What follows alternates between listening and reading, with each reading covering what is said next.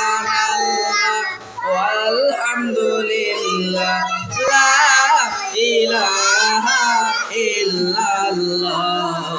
সুবহানাল্লাহ আলহামদুলিল্লাহ লা ইলাহা ইল্লাল্লাহ তোমার রিজিকে পরে অবাধ্য হই কেমন করে তোমার রিজিকে পরে অবাধ্য হই কেমন করে খুঁজে না পাই কোনো বাসা খুঁজে না পাই কোনো বাসা শুকর গুজার করার আল্লাহ সুবহানাল্লাহ ওয়ালহামদুলিল্লাহ লা ইলাহা